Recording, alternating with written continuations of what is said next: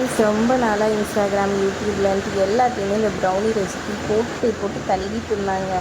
எனக்கும் செஞ்சு பார்க்கணுன்னு ஆசைங்க. அதனால் மொத்த இன்க்ரீடியன்ட்ஸ் என்னென்ன வேணும்னு சொல்லிட்டு ஒரு வீடியோ பார்த்து தெரிஞ்சுக்கினாங்க. சரி, மற்ற எல்லா ஐட்டமுமே நம்ம வீட்டிலே இருக்குது. பட்டர் மட்டும் காலியாகிட்டு இருந்துச்சுங்க. பட்டரும் டார்க் சாக்லேட்டும் வந்துட்டு நம்ம கடையில் வாங்கிட்டு வந்துட்டோங்க. டார்க் சாக்லேட் இது வந்துட்டு 150 கிராம்ஸ் தான். ஆனால் அது வந்து 200 ருபீஸ் கொடுத்தாங்க. சரி கொடுங்கடா, இன்றைக்கி செஞ்சு பார்த்துடலாம் அப்படின்னு சொல்லிட்டு அதையும் வாங்கிட்டு வந்துட்டோம்.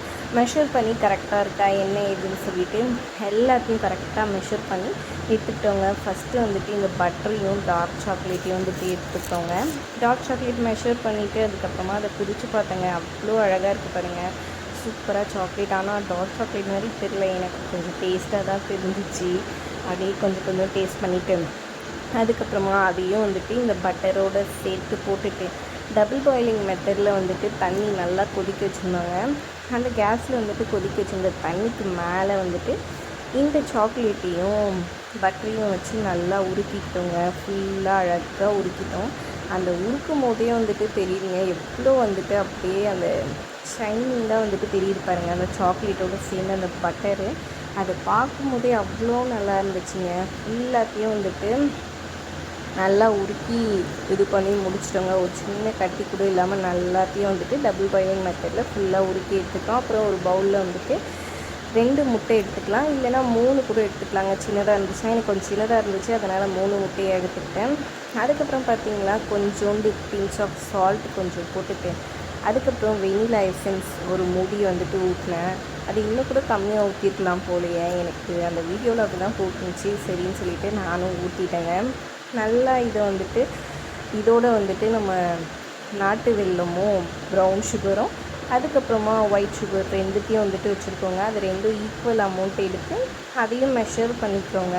மெஷர் பண்ணிக்கிட்டு தான் வந்துட்டு ரெண்டுத்தையும் கொஞ்சம் கொஞ்சமாக இந்த ஒயிட் சுகரை வந்துட்டு பவுட்ரு பண்ணி கூட போட்டுக்கலாங்க, இல்லை அப்படியே கூட போட்டாலும் விஸ்க் பண்ணும்போது நார்மலைஸ் ஆகிடும்.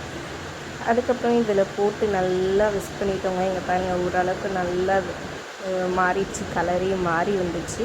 அதுக்கப்புறமா நம்ம அந்த சாக்லேட்டையும் பட்டரையும் உருக்கி வச்சுருந்ததை இதோடு வந்துட்டு மிக்ஸ் பண்ணிடுறோங்க. அதுக்கப்புறம் நம்மளோட கொக்கோ பவுடரும் வீட்டில் இருந்துச்சுங்க. கொக்கோ பவுட்ரு ஒரு 30 கிராம்ஸ் 20 to 30 கிராம்ஸ் எடுத்துக்கிறோங்க. நல்லா வந்துட்டு ஜலிச்சு அதில் சேர்த்துக்கிறோங்க. அதுக்கப்புறம் மைதா ஒரு 100 கிராம்ஸ் எடுத்து நல்லா விஸ்க் பண்ணி அதில் இது பண்ணிவிட்டு இதுக்கப்புறமா வந்துட்டு நம்ம விஸ்க் பண்ணவே தேவையில்லை, நார்மலாக ஃபோல்டிங் மெத்தட்லேயே வந்துட்டு கலக்கிக்கலாங்க. கலக்கும் போதே தெரியுது பாருங்கள் எவ்வளோ ஷைனிங்காக வந்துருக்கு, அந்த க்ரீமி டெக்ஸ்சராக இருக்குது. ஆனால் எனக்கு கொஞ்சம் கெட்டியாக வந்துடுச்சு. மேபி இன்னொரு முட்டையை ஆட் பண்ணியிருந்தால் கரெக்டாக இருந்திருக்குமோ என்னமோ.